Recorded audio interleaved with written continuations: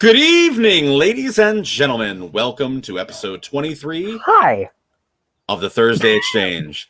Hope you guys are doing well tonight. It is a Welcome to the beautiful night show. here in the Catskills. And did you say this was episode, 23? 23. That's pretty impressive. Wow, we survived. We've kept an audience somewhat entertained and informed. That's almost half a year. Mm-hmm. A lot of educational programming, over the past. A lot of blabbermouthing. Yes, over the last 23 weeks, we've done everything from drug addiction to film festivals to, behind the scenes, you name it. Mm-hmm. Any type of topic, current topics, politics, stimulus religion. checks. And we're keep on going. Tonight, we're going to have a heavy focus on anger and anger management. It is something that I can relate to. I believe my compadre here can. Especially this past year, I think anger has been it's been around. Yeah. But before we get into that, we like to talk about some of the current events going on in the world today. So take it away, my friend. Yeah, as we're deep into this pandemic, one of the things that is really struggling is businesses. There are tons of businesses all across America and across the world that are pretty much closing. There's a lot of rumors going around with some favorites as the Cheesecake Factory, Olive Garden, Chili's. A lot of them are closing multiple stores, even places like Taco Bell. If you look at the amount of food costs, the amount of labor costs, and everything else that goes into running a restaurant, they operate on like a 12 or 13. Like, I have to look at the exact number, but it's a ridiculously small percentage of profit. And that's the average. Mm-hmm. And what it is we don't realize, but servers and cooks and bus people, that is a lot of people. That's a lot of jobs that will go to the waistline. Especially the servers. I hate to say it, because if the restaurants are at they were at 15% capacity for the longest time. Mm-hmm. And then it was up to 30% after that.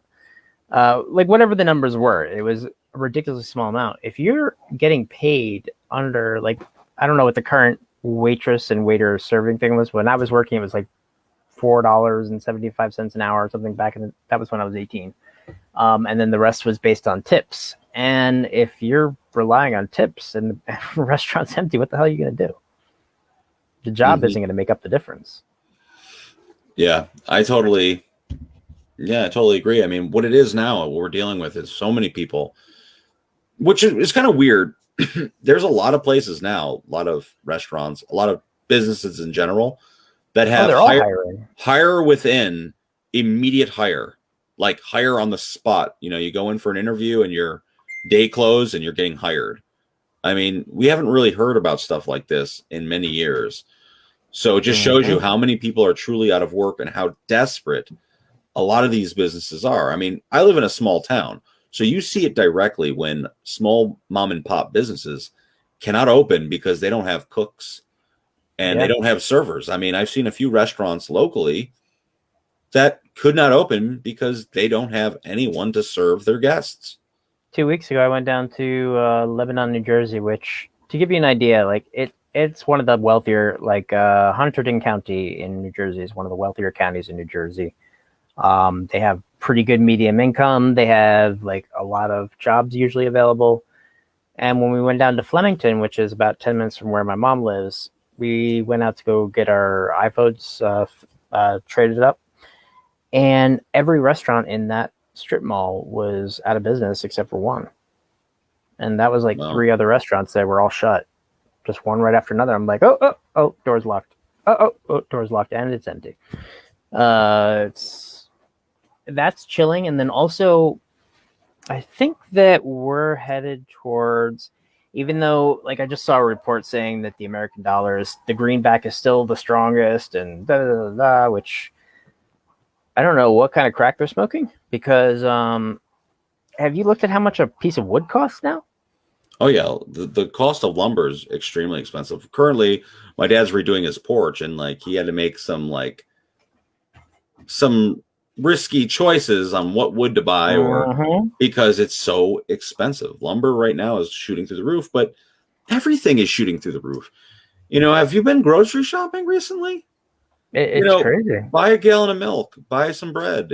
How much is a gallon of milk now? I don't drink that much milk, so it's up. I can't give you a quoted price, but it's a lot more expensive than it should be. Like groceries in general. And if they go up like 20%, 15%, that's a giant increase. I mean, we talk about that from our very early podcasts, so far ago, where we talk about how salaries have stayed the same for relatively decades. It's been fixed in place. But groceries, and now we got the gas, I mean, shooting through the roof, and people are suspecting it to go even higher the deeper in summer we get. There's been like a controlled increase with the prices over this entire time of inflation, where it's been gradually but steadily increasing, and our income has stayed absolutely the same. And now they're forcing them to pay us what we want, and people are refusing to go back to work until they get that. And now they're like, oh, we don't have the extra money, so we're going to raise the prices even more. And it's both sides are right in that argument. That's the problem. When you have the minimum wage argument, is both sides have a point. Well, one of the big things in that same debate here is about rent cancellation during the pandemic. Now, as much as I understand and I empathize with those who lost their jobs and can't pay their rent, you also have to empathize with the homeowner who may be paying his mortgage. He still has to make those mortgage payments, and he's not getting rent. So therefore, when he gets a new tenant in, it's called foreclosure. He's going to raise the rent, and that's what's happening all across the board. People's rent, close friends of mine, they're paying like $950, going up to like $1,300, $1,400, like going up dramatically. Now they have the same job, they're making the same salary. Some of them had received demotions, so they're making less money than they were before because their jobs had to cut positions, and they got to pay even higher rent by like 35, 40% higher because they didn't make money last year. Well, it's funny. Like when we were right before the pandemic hit, I was earning $14 an hour working in a medical office. That's with a bachelor's degree, an associate's degree, a diploma in another thing, plus 12 years experience in the medical field and 2 medical certifications to boot. All of those cost money. Yeah. And I was earning $14 an hour, paying $750 a month in rent, so on and so forth. Where do they expect people to make ends meet? And now, like you said, if people aren't paying rent, mortgages aren't being paid. Let's go back a couple episodes like we do always. Remember we talked about codependency and how a lot of times it's not even just relationships. Sometimes the codependency is credit cards. Oh my God! Don't touch your credit cards if you don't have to. That's the problem. What you just mentioned, you got a single bachelor trying to make it on his own. You make bad, not saying you, but in general, people make bad financial decisions because they have to. And I'm not blaming it on any sort of thing. People say it's easy to make it because you've already done it, and that's where the danger comes. So that's this subgenre here with money. Jumping onto another topic, another current event.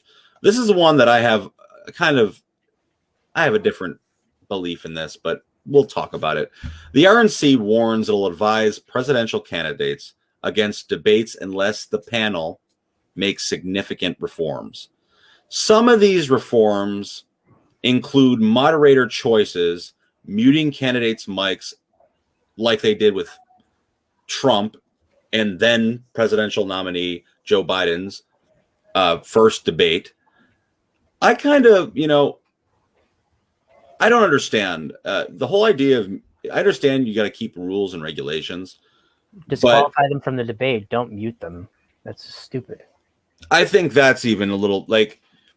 I think they need to have people that are respectable candidates. And I listen. I'm not up here going to be gun ho for Trump, but they both were interrupting each other. But at the end of that debate, it was like Trump was out of line. They both sounded like a bunch ridiculous. Of old retarded men sitting there going, "I don't like what you're doing over there." No, they were both bad. It was ridiculous. they were both bad, and they both deserved to just fight. Like, just let them fight. Like, And the what problem is country? that's what people wanted him to do. Like people thought it was amazing. And I They thought think it was that's ridiculous, but they loved it because it and was like a that's the game show. problem. Like, I believe that there was more people watching the presidential debate than the past like Grammy ceremony or Oscars because Yeah. people were just they wanted to be entertained. They didn't give a like. Unfortunately, You're people talking about the should be caring about 2016 cycle or the most recent one? the most recent one. Okay. People wanted to be entertained. I mean, the debate with Pence and Harris was ridiculous too. It was comical. It was entertaining, but I think I don't know. Last year, it felt as the campaign was ramping up, like more and more people were getting involved because they felt like this one might actually mean something. Like this one could actually have repercussions because you have a candidate like none that we've had in probably 100 years, like as belligerent as that. Regardless of his policies, he is belligerent. No, you can't deny that. He's very rude. He's also not a politician. Exactly. He wasn't brainwashed and he wasn't molded in a little molder. He like a lot of these trained in body language like and all that these crap. these a lot of these people forget that. They're I don't want to say they're sensitive, but people they believe like, oh, because these guys are so polished, they're so professional. Maybe in front of the camera they are, or behind closed doors, are they the same? They are trained to be that way. Yeah. Someone like Trump, who's been a billionaire, millionaire his whole life, does he really care? You know, but the whole point is, I don't think that he's going to be running again. So I'm not really even talking about that. I'm saying for future candidates to, in any sort of censorship, I'm not really for. No. I want to hear what they have to say. Because if what they're saying is so important, because that's the problem. They get these like couple minutes to like answer like life or death questions while people are lying and beating around the bush around them. And the majority of the time, they're not even answering them. They're just dancing around them. And that's the case, too. And that's, you know, we were talking that's politics for the last 200,000, like since politics began, that's how it's been. But the other thing is that if you're going to make reforms to the debate and the whole campaign and all that sort of stuff, make reforms to things that actually make, you know, a difference, like where the debates start, who you're talking to first, who you're moderating, how the rules are set up, things like that. Not just like, oh, should we mute their microphones if they're getting a little offensive? Like, you want to know the truth, and this is if we want to talk about fair debates, there should be a scenario in these debates where each candidate that earned their keep by getting the signatures to get on that ballot are on that stage. They should all have an opportunity to answer a question, and they should always equally. Like the problem is on planet. The problem is two or three people. They target the big guy in the room, and the big guy always has to respond, and that is the reason why we have certain presidents, because that's one of the reasons, but they point out the guy in the room, and all the other excellent candidates get totally ousted.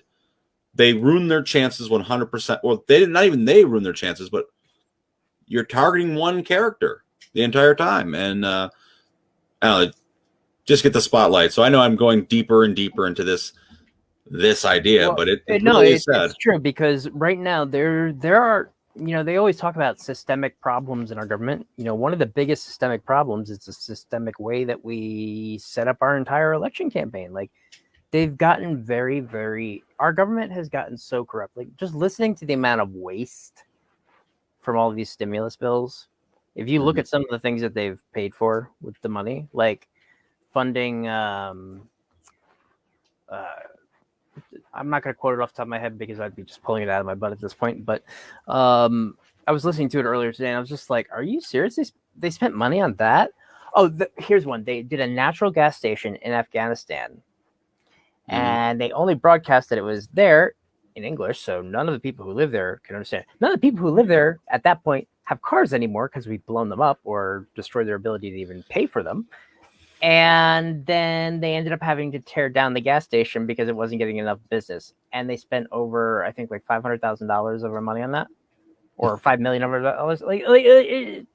It's over the top. One thing, like, it's war profiteering. Mm-hmm. And that's what they're doing. They're profiteering off of all these stimulus bills and not actually doing the shit that they're supposed to do. Well, that's the thing too. Like That talking makes about the me angry. stimmy, talking about the stimmy. I mean, I guess for parents out there, I guess in the next few weeks they have another stimulus coming as far as children, tax care credit or whatever it is, where they're going to get a certain amount of money for a few Better get months. cracking. But for a lot of other people, they're wondering, is there going to be another stimulus? And it's really unfortunate that we have to sit like this. But out of these stimuluses, if you really sit down there and you want to break down the finances, a small fraction of the money is actually being granted directly to the people. And who are paying for that? A lot of that is going for ridiculous other things. But on to the next thing. So now we're talking about anger and things that anger, us. There's a major news story going out right now that is absolutely devastating, and it pisses me off. Florida governor, Ron DeSantis, vetoes funding for mental health services for the Pulse shooting survivors. To me, this is a declaration of war for the LGBTQ community. Why on God's green earth would he do such a thing? We're talking about a major tragedy. People had died. People had witnessed murder. They deserve to be counseled and be allowed to have treatment for that. People that don't remember this, we're going back June 12th, 2016. Pulse nightclub in Orlando, Florida. That's what you're talking about? The massacre left 49 people dead. And that was a gay club, right? Yes. Okay. And he vetoed, the funding for mental health services for the survivors. Did he veto funding for mental health services for any other kind of shooting? At this point, I'm not looking into that. I'm just wondering, like, is it just because you hate gay people that much that you have to do that? What it is, I mean, I can't speak on behalf of why, but this is one of those political lines that, we talked about holding your politicians accountable in previous episodes. This is one of those things. Yeah. He wants to stay on a party line, which is, evidently traditional. So going against this, for it's not even the pro-life. It's just a traditional marriage. So, I can't possibly be seen, supporting anything in this way. And that's what I believe. Maybe he has other reasons, but when you're talking about slashing $900,000 in funding that will support a rather large group of people. And what's that money going to go to? I guess other endeavors. I guess he's yet to explain, but I mean, voters out there, if you're going out and voting, you really need to hold your politicians accountable. That's simple as that. We're allowing them to do that. Vote them out of office. Get involved in your local politics even more so than the national ones, because the fact of the matter is the presidential elections are all fine and good. The ones that are really going to make a lot of difference in your life individually are the politicians who live around you, in your town, your representatives. Well, that's exactly it. We talk about this. I think voting is so important, but what it is a lot of people, they only go out during the presidential elections. They only go out during every 2 years, senator or whatever. Or like me, they knew nothing about the candidates. You got to do your research. Yeah. It's really important. You have any other current events you want to top on before we head into the major? I mean, I think that pretty much covers most of like what's going on this week. Yeah, I think that current events are currently done. Currently. There's a lot of comments tonight. People are really, they said Palestine gender studies, and people are really going in tonight and supporting. So anger. What are some things, Stefan, that make you angry? Because I know damn well you know a few of mine. I have a couple things that pucker my butt.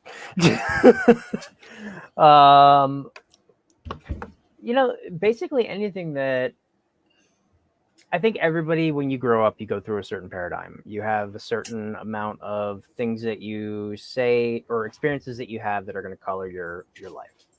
That's going to base your worldview. That's going to decide how you react to certain situations. So if somebody in your past yelled at you a certain way, that may be a trigger that somebody else may be like, yo, what's the problem? But unless they know that, they're not going to understand it unless you explain that to them or unless you work on that. So for me, I know definitely like anytime I feel like any kind of disrespect or if I feel made to look less than somebody else in a negative, like in a mean way, my bullying, triggers come out and I'm like, like I just want to fight. Yeah. Not physically, but I just want to like curse you out. Yeah. It's almost like a reflex, and I have to really like take a deep breath and be like, "Okie dokie," because not good. What about you? I think with me, it's it's similar to yours, but mine is like when I feel a loss of control. When there's some sense of I've lost control, like you know, I'm a terrible person with time management, and I feel like a lot of times I don't have Me too. control over my life and where I want it to be. And that's because I'm a busy guy. I like to keep a lot of cards on the deck, a lot of different events going on, a lot of different plans, and that's a great thing. Yeah. But then when you sit in a situation, I remember one time, I was editing a feature film, filming a feature film, planning a film festival at one time, and like I didn't have time to go see a movie I wanted to go see on a Friday night. I legit could not go to the movies. And I was like, I did it to myself. So who am I going to be mad at? And the unfortunate part is I kind of take it out, unfortunately, at people around me. And it's not their fault, but it's the same thing with work. Like you said, God damn it, Stefan. I don't know. No, but like when, and another, like you put so much on the table, and you're out of control, you don't have really any control of time. So, Yep. but that's the same thing too. Like when you feel out of control in a situation, like you can just name on set, you can't control the other variables. For example, People. it's a rainy day. You can't control the people. Things happen that weren't planned, medical emergencies. And Batteries now, fail, memory cards don't work, hard and drives those, and break. that's like a filming scenario. But for me, I think it's that I also don't like you, I don't like to be like people insulting my intelligence. And that can come in many forms. Like, listen, I'm not the sharpest tool in the shed, and I'm not like a genius, even though I Anyway, could be. But the thing is, I don't like when someone tells a lie as if it's truth, or like they make up stories that are so outlandish over and over again where they believe it. They believe in their own lies and they think that I'm yeah. in on it. I've actually had friends close to me clearly lie about situations and involve me in the story, and be like, Yep. yeah, man, remember that? And I'm They like have to looking at them embellish like, stories, and they're like, they dude, believe. I don't remember that. And I feel like I'm losing my goddamn mind. But it's really, so stuff like that really does bother me. And the reason why I bring it up tonight is a lot of people, a lot of Americans, they suffer with anger management. They don't know how to manage their anger. And Emotion management in general. yeah, and a lot of times they take it out on their surroundings and they don't have an avenue to go down or something that could get them to a woosah, So when you're going into your pressure cooker state, if you're getting angry, what are the symptoms that you notice in your body first? uh, Because this is actually a strategy for helping to be for not only aware of it but also deal with it. unlike many people like I'm a Scorpio. So for those out there, they believe that Scorpios are like a tea kettle and they slowly rise. I don't. I'm like an M80, like a dynamite stick. I don't And then you're have like, why are you still angry? You're like my sister. You're like my sister. I don't I'm not a slow cooker. It's normally immediate. Like the puzzle didn't come together immediately. The stars didn't align. You get the sparkle in your eye, like, Boom. Period. And it's because I think it's a sense of hopelessness out of the situation. Like we're fucked. Like Mm-hmm. that's what goes on in my mind. And that's what normally that. So for me, I automatically I start sweating. I feel like I see red. I almost get blurry vision. I'm not Yeah, you even do. You joking. probably do. I literally get blurry vision. I start sweating. My heart starts racing. I feel like I'm gonna have a freaking heart attack. I know it sounds crazy. People are probably thinking I'm a psycho. It's fight or flight. But for me, and like sometimes I just don't you don't know how to some of the shit that comes out of my mouth, I can't even believe. I mean, on set of Oath to Injustice, just talking about a scenario, I blew up so crazy for some minute ass reason. But I did too. eBay at the time, who was assistant director, had recorded me behind the scenes. And he showed me the video afterwards, and I was like ashamed of myself. I was like, delete that. Delete that shit. But yeah, like I literally lost it. But sometimes I feel like in a way I feel like sometimes that type of stuff, like someone recording you or putting you on the spot, like so you can like kind of like witness how you are after the fact, could be a deterrent in itself. It's like body cams. Yeah, like what about you? Like how do you when you're getting upset, what is the thing that really how do you feel? A couple of things that immediately start with me, and I don't know why, but my feet start tapping, almost like I'm getting ready to dance or like to get ready to move. Or I'll start shaking my leg. My jaw will tighten up. My breathing will get shorter. My thoughts will get stupider. And that's not even a word, but they will get more stupid. And my thoughts will start racing. My heart will race along with my thoughts. Sometimes I'll sweat if it's bad enough, but usually it's just a matter of extreme tension and heat. And I just want to either run, freeze, or break something. And usually I don't go as extreme as any of those. I mean, quite often, it depends on how far you push me. So, like, bringing that up, let's go to our own personal story. I have a story. So, the festival. A lot of people want to hear stuff about the festival behind the scenes. Well, yeah. Catskill International Film Festival 2020. It was the first time we've ever went virtual. It was so stressful. There was a lot going on. Second time. And it was the second festival, but 2020 was the first time we ever did virtually. Yep. Stefan and I just happened to have some breakfast together. And, I don't even remember what it was about. It was fucking ridiculous. But something with the way you spoke to me felt so degrading. It was something about I was eating and I was I told you to chew with your mouth closed because I grew up in a house where like if you chewed with your mouth open, people were immediately like, shut your fucking mouth. I'm like I was like, grew up with that. I remember the argument. I said, for real? Like, I didn't know what to do. I was like, you really telling me how to eat in my own fucking house? Like, I haven't slept. I was like, I haven't slept in like 48 hours. You're telling me how to eat. Yeah. It was just such a stupid argument. And then you think back and I'm like, man, like we almost, got to blows. Talking at that point. Yeah. Like it was just a screaming match over some stupid nonsense. And that's what happens when you let anger build for too long and you don't address those symptoms that are popping up. Not always possible, granted. No, I mean, listen, when you live busy, people aren't perfect. And a lot of people assume that anger is a bad thing. A lot of times anger is like, I don't want to say a boundary, but it's something that helps us, really motivate our emotions. Why do we get angry? What's the reason behind it? How can we avoid that? It's a protection mechanism in a way. And sometimes we protect ourselves from things that necessarily we don't need protection from. It's just our own personal and everybody has their own triggers.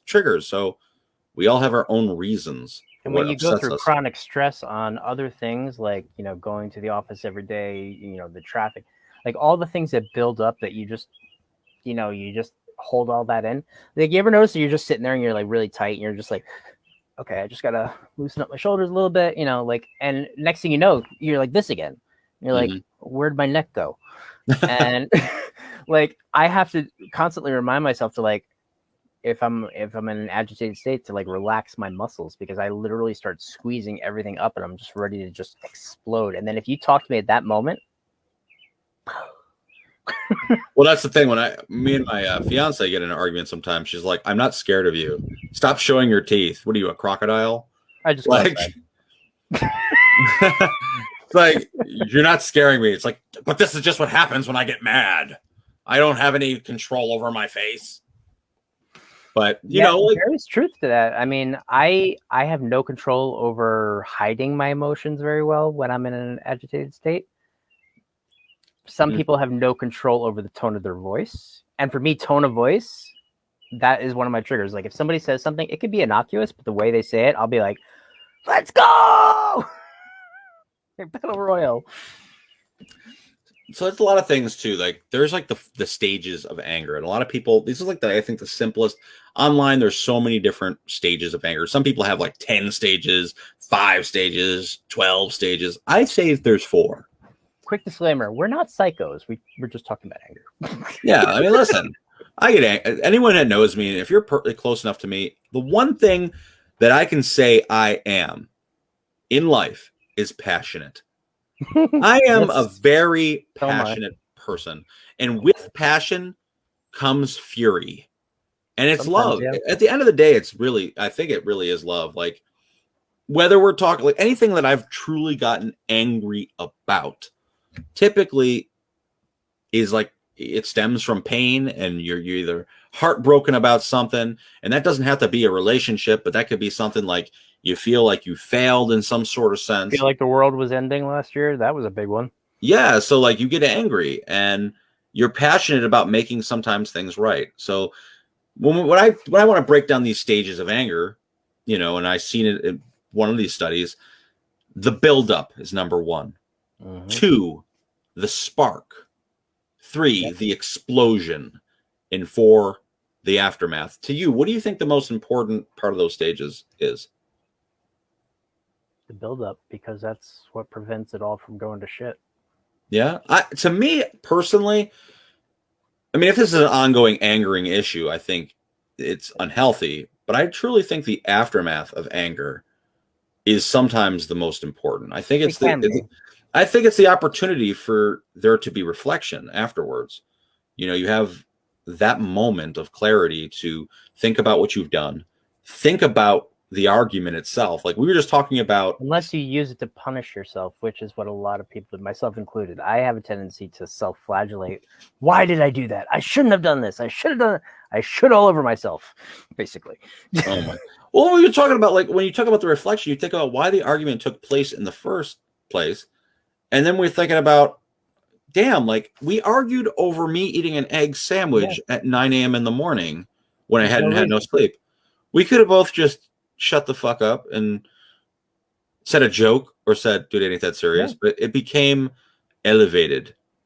We both triggered each other. Basically, your tone of voice triggered me, my comment triggered you, and then it just got just keeps. And I said, like, when it comes from passion, I'm not saying that it was a passion, like we were passionately fighting over that. No, that was just stupidity. Yeah. There is stupidity in life, you know. Even like there's another one here. Sarah Hartman just wrote about road rage. She had her baby in the car and she hates when people tailgate her. I don't have a child, but I can empathize with you when it comes to road rage and people tailgating. That pisses me off. Oh, it does me too. Immensely. I pulled over one time because a cop, I didn't realize it was a cop. He was tailgating me. Apparently he was clocking my license plate to see whether or not I had apparently you have to ride my butt to do that. But I got so frustrated that I finally just suddenly pulled over, and then he turned his lights on. He's like, "Why'd you pull off that suddenly?" I'm like, "Because you were riding my butt." He wanted your reaction. Well, I feel like that all the time. Like, you know, where I don't know what to do. You guys, when it's raining out at nighttime and someone's so close to you, you can't even see their high beams. That shit totally triggers me. But that's another pull over, because otherwise I start getting furious. It's better just to pull over and let them pass if possible, because otherwise you're just going to sit there going, this guy. And by the time you're done with the ride, you want to break someone. Yeah, because you're so anxious and you have your anxieties through the roof. So like we're in no way am I advocating for road rage in any sort of way. What you should do is follow Stefan's instructions. Pull over if you can in a safe area to get in a, Don't slam the brakes. no really brake hard. checking. If None you're of gonna that. slow down just to piss him off a little bit, okay, but don't slam your brakes and possibly get yourself killed. No birdies out the window, Yeah, they may have a shotgun. Yeah, I've heard so many terrifying stories that relate to anger and road rage, where people like they flip someone off and they slam their brakes, and then they end up in a situation where the person's chasing them, like Did a you see that high-speed Russell chase. Crowe movie? Oh God, yeah. I think we've seen it together. I think so too. What was I forget the name of the movie, but there's a Russell Crowe movie that came out, I think during the pandemic, where or right a before, woman maybe. yells at him or beeps the horn. Yep, she beeps the horn. He doesn't require the woman doesn't give a courtesy tap in the movie, and he ends up like goes, yeah, and he ends up chasing her for a 2-hour movie. You see Russell Crowe in a minivan looking like a psychopath, and it was like, whoa. But I've known people that have been in situations like that because of their pride. They beep the horn, they throw their finger out, and they end up having some nutcase chasing them at like 2 a.m, down the Palisades Parkway all the way to the Catskills. So don't do that. Just stay sane, pull over if you can. And just think, like, if you're in that state of mind where you're like seeing red, are you going to see a deer pop out at you? Mm-hmm. No, absolutely not. And it's so like one of the things that there's a lot of different ways that people go into dealing with emotions, especially anger in these kind of situations. And I've actually been doing a lot of practice in the past year because on a fluke. Last year during the pandemic, I was going through a pretty rough point back in around May. And so I sought therapy. And they put me in contact with a somatic therapist. I had never heard of somatic therapy before. I'm like, I know somatic means with the body or having to do with the body, but I don't know. The only time I've ever heard that phrase was in Psychosomatic Attic Insane from System of a Down. That was about it. So I'm just like, okay, what is this? And it's very much like mindfulness meditation, which is what Buddhists practice. It's also what a lot of like non-denominational people practice. It's part of prayer in a sense. Like you're literally centering your body by focusing on your body in order to stop your emotions from triggering your limbic system to basically go out of whack. Because basically what happens, you have a vasovagal nerve that goes from the all the way down the length of your body. And the theory is that like the front of it is associated with one type of emotion, the back of it is with another type of emotion, with relaxation and anger, paralysis and fight, all those things together. And if you can start to just notice, if you're angry right now, what do you feel? And you're like, pissed off. No, what do you feel in your body? Okay, I feel tight. I'm like, well, what do you mean tight? Like, is it hot? Is it your arm that's tight? And by the time you're done thinking about it, you'll actually notice your physical agitation. It may not be gone, but it will be less because you've had a time to regulate your body by thinking about, do I really need to be at this level of crazy town? Yeah. And it does work. I think that would be a wonderful way of doing things because, someone like in the heat of the moment when you're flipping out at times, you don't realize how much energy you're truly using. And how much damage you do. Yeah. There's been times after an extreme fit, not to sound like a psychopath, where my neck hurts, my back hurts. Like I literally am in pain. Yeah. And I do flip out like that from time to time. And if I do, I feel so guilty afterwards that I want to cry almost because I'm like, why did I let myself lose? Yeah, like why did I show my ass like that in front of the world like that? But what it is too, like, and this is how relevant it is when we say like a lot of Americans are suffering, not suffering, but have anger and elevated anger issues. Think about the year we just had too, 2020, and even into 2021, when you're dealing with such stress. Family problems. You can't see your family due to medical reasons or financial issues. Everybody now you have so many people that are making underwage or they're on unemployment or they're they're having the wondering. mask wars. You should or you shouldn't, and blah blah blah. I'm right, you're Yeah, wrong. there's just a lot going on. You know what I mean? And a lot of people wonder, is anger a choice? Do you think anger is a choice? Yes and no. I think anger is an evolutionary part that's built into us. It's a survival mechanism. I think it's a response to fear deep down. In general, that's what any negative emotion really is. It's a response to fear because you don't want to get hurt. So you're Mm-hmm. trying to protect yourself. And in that sense, something that somebody also told me that was actually, it kind of opened my eyes a little bit was to thank that mechanism. It may suck. It may be ruining your life. Procrastination, for example, for me is the biggest, like one of my biggest shortcomings. Um, and I know how to fix it. That's not the problem. Fixing it is the problem. Just getting yourself to do it. And I procrastinate on fixing it.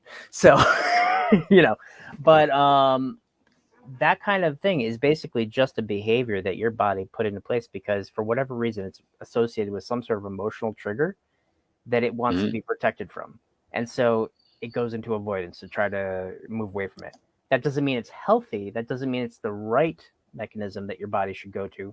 But that was the mechanism that your body went with at the time with the knowledge that it had, that you had, and with what you've learned about how to manage your emotions.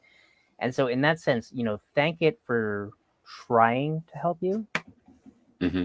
but also recognize that it's not helping you and that it's time to try and find a different way to respond and then to practice that response in small amounts. So for example, just talking about this right now, it's an uncomfortable topic for me. I just noticed that my entire abdominal muscles are like that because it's uncomfortable for me to talk about. Mm-hmm. And when I start noticing that, I notice that I'm not breathing as easily, which is going to lead to me feeling more stressed out. So I have to go chill, Yeah. and that helps. So we've experienced this. So like on behalf of yourself, what do you think some good tips for anger management would be beyond just the therapeutic stuff? Um, Putting yourself in the other person's shoes. And I have, and not everybody will agree with me on this. And this is actually, it doesn't always work because sometimes people have gotten mad at me because they think that I'm sticking up for the other side. And I'm like, no, it's probably even happened with us too. Like it happens Yeah. with my sister all the time. Devil's advocate. I always say that you're playing the devil's advocate. I hate that shit. I'm just trying to think not to forgive them or to excuse them in any way. But I'm trying in my own head just to rationalize why they do it. But because I'm saying it out loud, that may not be your process, and that may be triggering you to flip out, or whoever the person is. And being able to stop and say, well, am I agitating this person by just acting this way without taking that into consideration? It's paying attention to yourself in relation to everyone around you. Mm-hmm. I think that's a very important one. I think for the most part, really important one is thinking before you actually speak or react. Very difficult. If you can, I think it's the most important part of anger management. If you really think before you speak or react, I think a lot of arguments and hardship would not take place. I mean, friendships, explosive, anger and withholding stuff it's very important not to do that. Yep. Like expressing your feelings needs to happen. But I think it needs to happen once you're calm and able to talk. Letting the person know, like, listen, what you said bothered me. Mm-hmm. And keeping in mind, listen, what happened bothered me. And I was wrong. I should have let you know, or whatever it is. But keeping it centered around your feelings and not making it a blanket statement because everybody's different. And what is socially acceptable for one person might not be acceptable for another. And if it's in a case of conflict with another person, at all costs, if you can avoid using the word, and with yourself as well, using the word you, he did this, or she, like having a specific thing that's making that other person the object of your blame, even though they may be responsible, you verbalizing that is probably going to set them off because probably part of them knows it. it sounds cheesy when you say stuff like that, and it sounds cheesy if you say like go get some exercise or do something you love or take some time out. But honestly, a lot of anger is stemmed from the lack of like control. Yeah. It stemmed from like, it's that emotional response to, you know, your safety net. So Without a release. sometimes you need to take a time out to get your mind right and to think straight before you hurt things. I've seen a lot of friendships, even in my own life. There's people that I no longer talk to. People chose not to speak with me anymore because of explosive arguments we've had, which a lot of times has to do with honesty. If you and I can't be honest with one another, Mm-hmm. and you can't accept that, should we really have a friendship anyways? No, because it's not a So, friendship. and It's I think a using- lot of people need to understand that. I need to come to terms with that. There are some people out there that you're not going to be able to be honest with because they're not going to be able to take it, not going to be able to tolerate it. And are they really there for your best interest anyways at the end of the day? We did talk about this in a few episodes back about friendships, codependency, stuff like that. A lot of people keep people around just so they don't feel that sense of loneliness. Mm-hmm. But a lot of times our anger, people that trigger us the most are the people that are closest to us. They know our triggers. They know what makes us upset. They know what makes us happy. But are those not saying to cut people off left, right, and sideways, but if it's a recurring thing where this person constantly is putting you have down, to protect yourself. you have to. So that's the reason why sometimes anger is necessary. Yes, because there is such a thing as righteous anger too. I think, there are some things that are just not okay. Mm-hmm. There are things that happen in life that are not all right. How you respond to them sometimes is required to be angry. Sometimes change will not happen without that spark, without that conflict, because it comes to that point where you finally get to a point where you just can't take it anymore, and you finally have to say something in response or have a reaction. And that's really what it is when people like flip out or have a reaction. It's because I know for me especially, like if I have a tendency to let too many things slide in the beginning and kind of hold a grudge against it without even realizing that I'm doing it. And then as time goes on, I start getting resentful. And resentment is like poison. If you start to resent something, you're going to be miserable no matter what. It's being upfront at everything. You gotta be upfront kind of in the beginning. I know a lot of like relationships that start off where the two are trying to get to know each other, and one says something that offends the other, but the other one's afraid to like not look like a pussy and call them out about it, and then it keeps on going, and things get more and more escalated. Or you say like, oh, it's not worth bringing it up this time because it's just a little thing, but that little thing, it really bothers me. But you know what? Maybe it won't be an issue. And then he does it again. It's like, is it really worth? Because some people hate conflict. I don't like conflict. I may occasionally be in it, but I'm not somebody who goes and like I don't. Let's go. Let's like, seek some conflict. Yeah, I have some friends who are like, oh, there's a fight. Let me in. Like I'm like you're. But I mean that's their thing. They just like to fight, but not me. So I try to avoid it, and that's not necessarily a good idea either. No, that's also a sign too. Like there's an anger out there called passive aggressive, and a lot of people out there, are passive aggressive, and what ends up happening is, you get stepped on left, right, and sideways, and then the day that you finally explode, you might do it in a simple way that could change and alter someone's life. Whether that's like, oh, all right. I see a lot of time with workplace. Yes. An employee gets stepped on in a way where they're constantly taking the load of everyone else. And, a great employee, constantly is covering shifts and getting stuck at the job. And then eventually they're like, you know what? I'm just going to be passive aggressive. I ain't doing shit today. And your performance will start to slack, and then you start getting in trouble, and you become resentful because you're like, why are you angry at me? I'm doing my job. Or they'll just start randomly calling out just to screw you over. And that type of stuff happens. And don't be passive aggressive. Just be, the best way to be is upfront. And I think a lot of things will be solved if you're able to be upfront. Now, some people are just out there sensitive and they're mad about everything. And nowadays, it's hard to say much without offending somebody or making somebody upset. Yes. A little thing out there, this happened. I was very upset this past week, and not just to tell you guys I'm upset all the time, because I'm very happy, and I'm happy right now. But this week, I had a circumstance happen with the festival. It was the aftermath. We had all of our official selections for our film festival. We offered a promotional opportunity email after they were selected, where they could have prime space in the opening ceremony for a minimal fee, or have their posters on the homepage of the website. Now, these are limited spaces, which means everybody couldn't receive them. Yet nobody paid for them. It was just an opportunity that we offered. Yeah. And this year, we received a really bitter review that was eventually taken down, which called us out on the email, saying how basically we only allowed paid winners in the event to win. And it was so heartbreaking to me, and it was a part of my anger.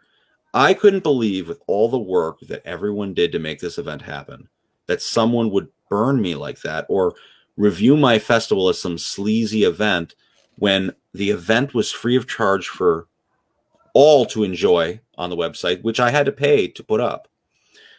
The event gave cash prizes out to winners. There were trophies, which were paid for. And people got to show their movies. Where 90%, maybe even 95% of the films that we selected or were submitted were fee waivers. Sounds like someone's angry over there. Yeah, sorry. I live next to the Ghetto Motel. Yeah, they need to be listening. They need to be listening to this podcast right now. Yeah, because otherwise they're going to get the cops called on them again. Yeah. So with that said, we offered so much, and it wasn't even about the money. To me, my reputation is more important, because if I wanted money, I would have charged everyone to submit. I wouldn't have gave waivers. I would have sold memorabilia. I would have done whatever. I handed out t-shirts for free, whatever. But it really upset me that this person did it. And I could have went a million different ways. I could have publicly embarrassed the guy. Or? It was another fellow filmmaker out there whose film was in the festival. I'm not going to name names. No. The film was in the film festival. It actually received some accolades.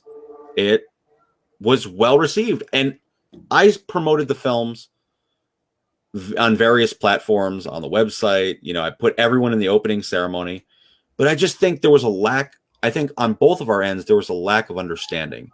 He didn't understand the promotional opportunity. He thought it was a way of bamboozling filmmakers and making us a sleazy fest, when realistically, at the end of the day, it was a prime spot, no different than handing out a program.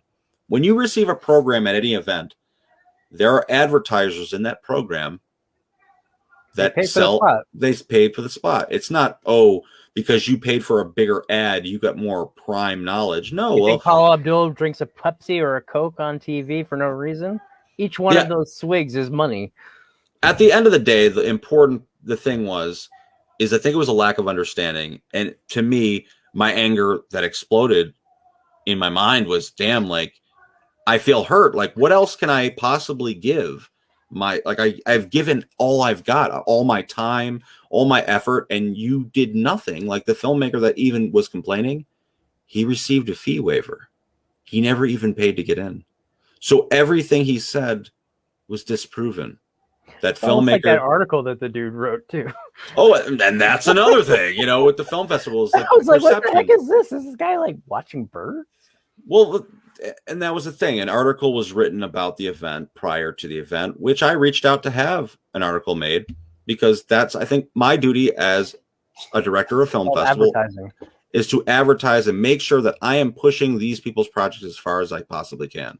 So I reached out to a local news source, and an article that was written, it upset me because the perception of what I read was that he was unentertained.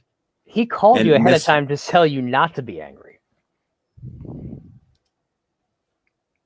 Because he assumed that what he wrote would upset me, which he was very right. When I read it, I felt like he wasn't. He was purposely trying to make me look like a dumbass. And I felt like a dumbass when reading it. And it's embarrassing. But now I look at it like it's funny. He was trying to go for a funny swing on it. He was going Charles is talking, and I'm busy looking at the squirrels and the bees.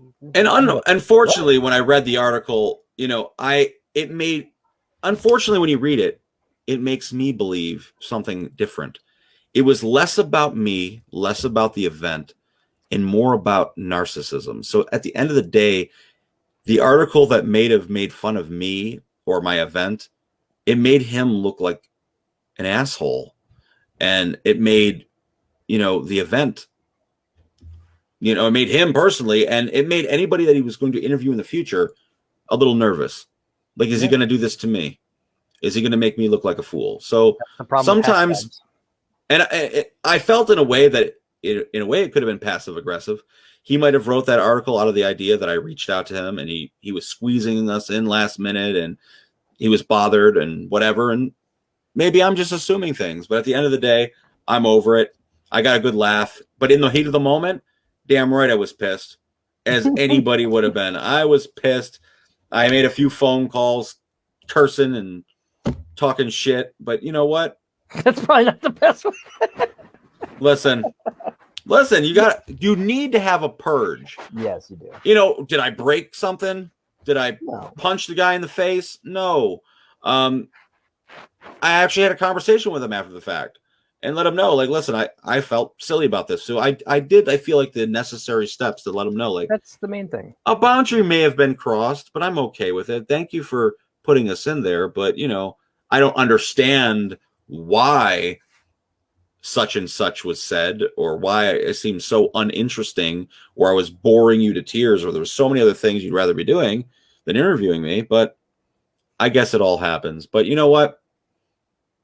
If we're going to learn any lesson about anger management, what is the first thing that we really should do? Don't you worry, be happy. No, no? The first, no. You should be out there being upfront with people, being honest. Don't bullshit people. Don't beat around the bush. Don't beat around the bush. I know, like I said, I know too many people that allow like their friends or close friends to tell tall tales and lie to them constantly. And sometimes, like, one of my closest friendships ended because I couldn't take it anymore. Yep. And maybe I got explosive at the time. I was like, listen, dude, you lie so goddamn much. It's like you'll lie about what you ate for breakfast. And that is a fact. I told this guy that he came over one day. I was like, hey, you want something to eat? He's like, oh, I just ate this big meal, man. I'm done. I don't need anything. And then like 25 minutes later, he's like, yeah, I got to go somewhere to get lunch. Didn't eat anything since last night. And like that little things, like that's my trigger. You're lying lying about dumb shit. Same here. Like for me, this is something else also. Like I've been trying the online dating thing. It's finally starting to kind of pan out a little bit, but it's still it's weird. It's not normal dating, and I wasn't dating when normal dating was an option. So, but every single person I talk to, I'm like, I don't know where we're going to be, but I will tell you, I am very friendly. I am very kind. I am extremely blunt. I don't like bullshit. If you want me to do something, you tell me. If it's something important, like a significant thing, not like, oh, I want this, that. But if you want something, if you want a relationship, you better damn well make that clear. Not just assume that I should know what you think. Say it. And that goes with life in general. Like, if you want to make a point across that's very important to you, that's going to cause you pain if it doesn't go the way that you want it, or if it's going to get you upset, make sure you state clearly what you do want so that people have an idea. Because then they may not act in the way that you expect, and you get pissed off at them, and they're like, what? But why are you mad? Mm-hmm. Like, how many times do people get into a relationship where they think that they're just dating, and then one thinks they're in love, the other one doesn't, or vice versa? Like, it just communicate. Just be clear. Communication is key, people. And with that said, I think that we've pretty much covered anger management. We could probably go on like 10 other episodes with the same content because there's plenty to talk about here. And you never know, in the future we might touch back on this like we always do. But I want to thank you guys for watching tonight. There's been a lot of participation. Thank you, Teresa, for shouting us out on so many pages. It's been awesome. Thank you, Sarah. Thank you, Josephine. Thank you, everyone else who's watching. You guys have a beautiful weekend ahead, and there's going to be a lot of big announcements to come. Also, if you guys are interested to be a part of the Catskill International Film Festival Planning Committee for 2022, please reach out to us at catskillfilmfest@gmail.com. This is a great time now to get involved. Get involved when we're in the infancy state, because things are going to get crazier and crazier and crazier the Once closer everything opens up. we get. And this is going to be the biggest event we've ever had. Trust me on that. So with that said, love you guys. Until next time. Peace out.